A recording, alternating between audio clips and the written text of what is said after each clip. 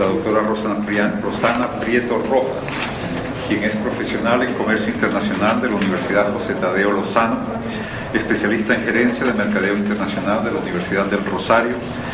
Realizó en Taiwán una academia en asuntos económicos internacionales y es exalumna del curso de política comercial de la Organización Mundial del Comercio en Ginebra, Suiza, además de tener cursos en la República Popular China sobre estructura económica y sobre estructura política de China, y un curso de actualización en política comercial realizado en la Universidad de Canberra en Australia. Con ustedes, nuestra colega de Colombia, la doctora Prieto.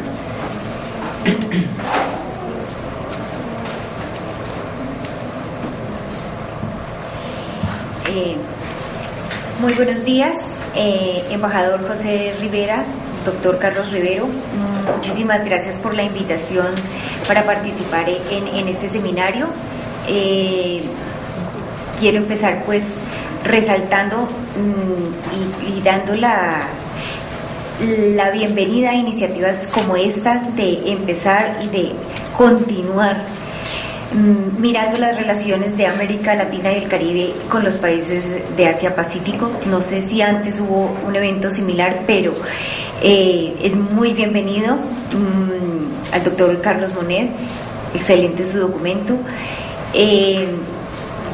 Bueno, en el caso de Colombia, actuar con los países de Asia no es muy fuerte realmente. Desde el punto de vista económico, como lo vamos a ver a continuación en mi presentación, el comercio ha ido creciendo y ha ido evolucionando a la par que ha crecido el comercio exterior de Colombia. Como vemos en esta diapositiva, en los últimos 10 años el comercio de Colombia creció 4 veces. Pasamos de exportar más o menos 12 mil millones de impos y expos a 56 mil y 52 mil y 53 mil millones el año pasado. Entonces, esto muestra una tendencia que también se refleja en el tipo de socios comerciales. Sin embargo, hay que mencionar que este crecimiento se debe en gran medida a las exportaciones mineroenergéticas de Colombia, petróleo, carbón, ferroníquel principalmente para la región asiática, y en menor medida de otros sectores como el industrial y la agroindustria. En este caso, el año pasado, el 51% de las exportaciones totales de Colombia fueron del sector minero energético, petróleo y carbón y ferroníquel, seguido por el sector industrial en un 29% y agroindustria y agribusiness el restante porcentaje. ¿Qué vemos en esta diapositiva? Lo que quise mostrarles acá es que el crecimiento de la participación de nuestro comercio con la región asiática. Hacia el año 2001, nuestras exportaciones hacia los Estados Unidos representaban el 44% del total. El año pasado ese porcentaje fue del 39%.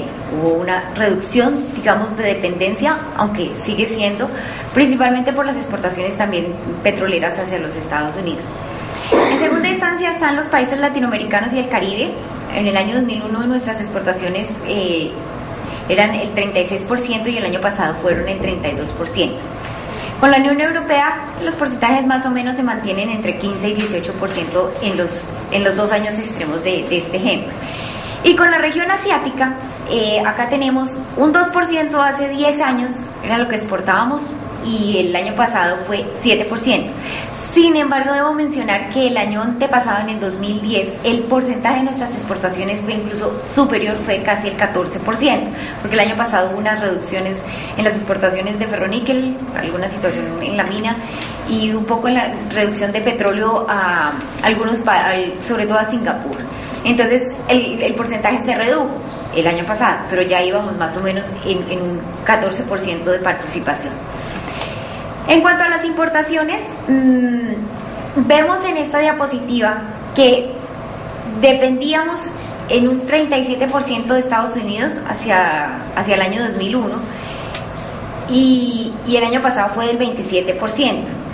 ¿Qué vemos en este gráfico que ya el 25% de nuestras importaciones son provenientes de Asia, superando a las que tenemos desde la Unión Europea, que solo representaron el 15%.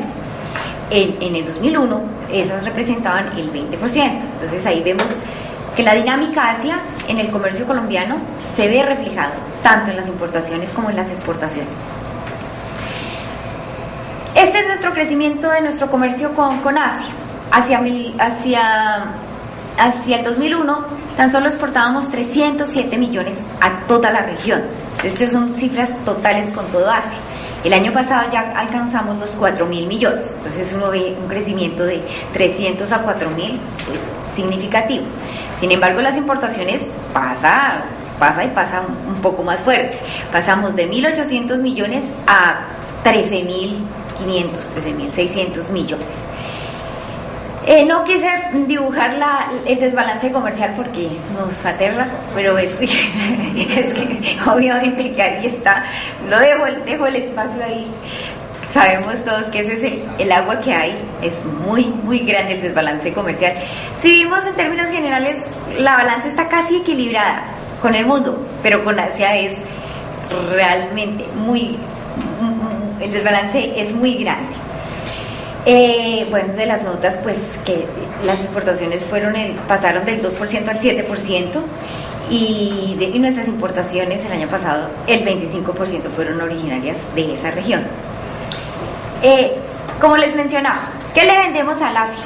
45% petróleo, 11% café, 11% ferroníquel, 9% metalurgia, que en este caso, cuando se menciona metalurgia, hace referencia a chatarra de metales, chatarra de hierro, acero, que va para la China.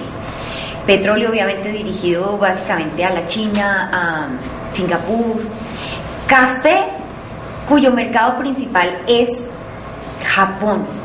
Nuestro socio para el café es básicamente Japón. Se le exporta un poco a Taiwán, se le exporta un poco a Australia. Y carbón, o sea, la canasta no es demasiado diversa, está muy centrada en bienes del sector metalúrgico, del sector minero energético.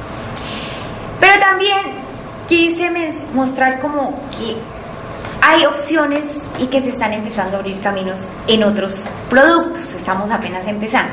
De la muestra actual me queda un 8%, y digamos que ese 8% se reparte como en estos productos que quiero mencionar, y son productos químicos. Entonces están ahí fungicidas, herbicidas, unos farmacéuticos, flores, 53 millones. Nuestro mercado de flores está básicamente en Japón, está creciendo Corea, y Taiwán han sido mercados chiquitos pero más o menos estables. Creciente todo el tiempo desde hace unos 13 años las exportaciones de flores colombianas a Japón. Esmeraldas ha sido tradicional, India, Tailandia, Filipinas exportamos esmeraldas. Productos de café, que ya son los concentrados, el café liofilizado, otro poco. Agropecuarios e agroindustriales, aquí entran los peces ornamentales, entran básicamente peces ornamentales.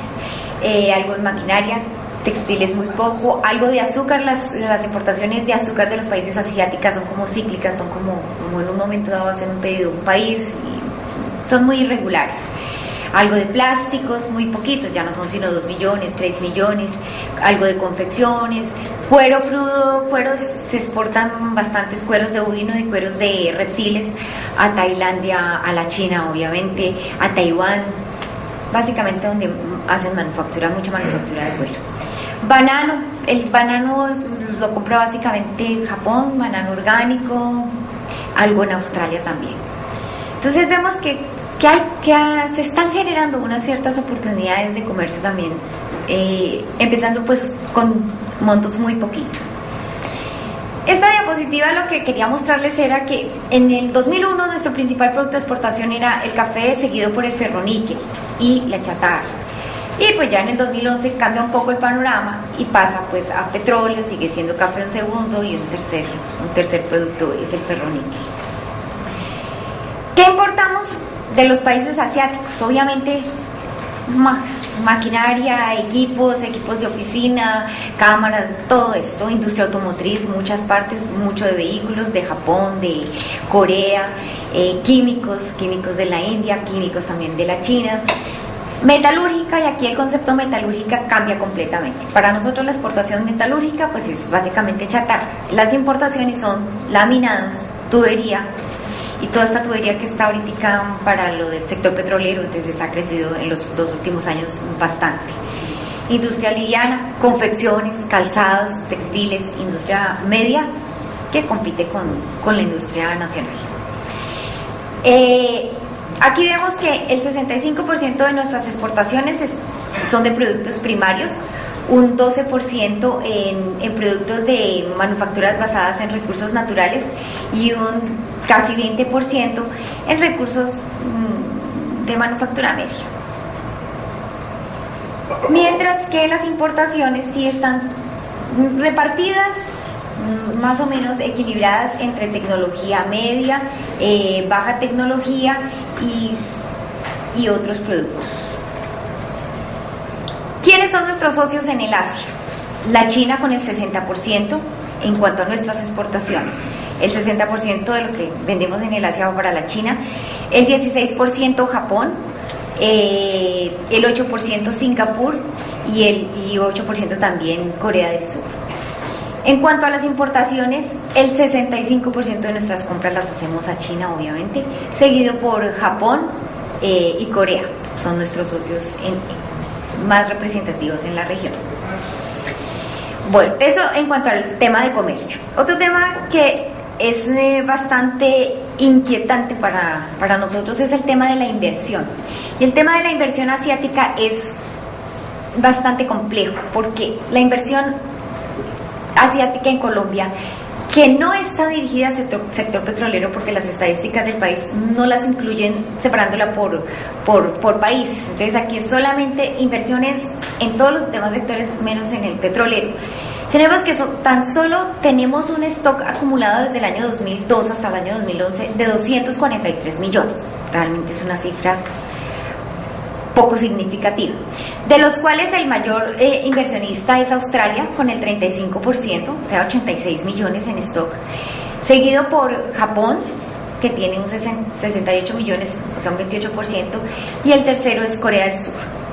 Bueno, de resaltar que Japón por lo menos tiene 2 ensambladoras y genera algo de industria. En el caso de Corea, por ejemplo, son solamente oficinas de representación de empresas que venden automóviles o que venden electrodomésticos, pero en sí como tal no hay procesos productivos en Colombia con este tipo de inversión. Entonces, ese es el panorama de la inversión asiática. O sea, solo el 0,7% del total de la inversión en Colombia proviene de esta región. Relaciones con ASEAN. Bueno, aquí hay un cuadrito que pena un poquito pesado, pero solamente quería mostrar que el comercio con ASEAN, nuestras exportaciones en el año 2001 fue de tan solo 25 millones y creció a 382 en este periodo de esta presentación. Entonces, pues, vemos un incremento. Pero si bien ha crecido, en el 2011, el 281 millones de esos 382 se dirigieron a Singapur. Entonces, en ASEAN realmente nuestro socio comercial sería Singapur, y ahora vamos a ver que solamente está representado por exportaciones de fuel que se hicieron el año pasado a ese mercado. En cuanto a importaciones, hay un comercio más dinámico desde esa región.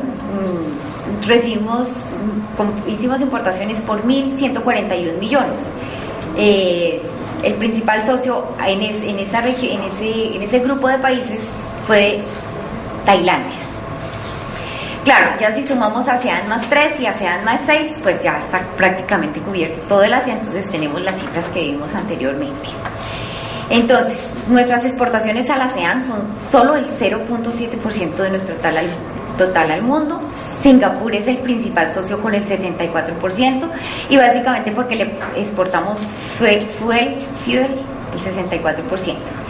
Nuestras importaciones de ASEAN son también reducidas, solo el 2% del total que compramos del mundo. Tailandia, como les decía, nuestro principal socio con el 36%, y compramos cantidades de cosas, maquinarias, automóviles, computadores, partes, bueno. La inversión de los países ASEAN son solo 2.9 millones en nuestro país, pues eso es casi que muy reducida, 2 millones de dólares en un stock de 10 años, pues muy poquito. Ante este panorama, en la perspectiva de la política de internacionalización de Colombia, lo que busca es maximizar beneficios de acceso preferencial duradero, atraer mayores inversiones, diversificar la oferta exportadora en términos de productos, de flujos de inversión, y recibir cooperación en nuevas tecnologías para el fortalecimiento de los negocios. Bajo este panorama, el gobierno, pues lo primero que se hizo fue iniciar el proceso de internacionalización con la negociación de acuerdos comerciales. Entonces, en los 90, obviamente, se incluyó lo que es América Latina.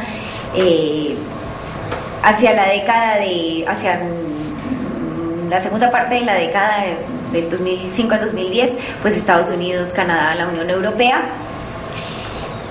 Y a partir del año antepasado iniciamos ya negociaciones con los países asiáticos. O sea, iniciamos con Corea y ya terminamos la negociación hace 2 semanas. Y es el primer país asiático con el que hacemos una negociación de un tratado de libre comercio.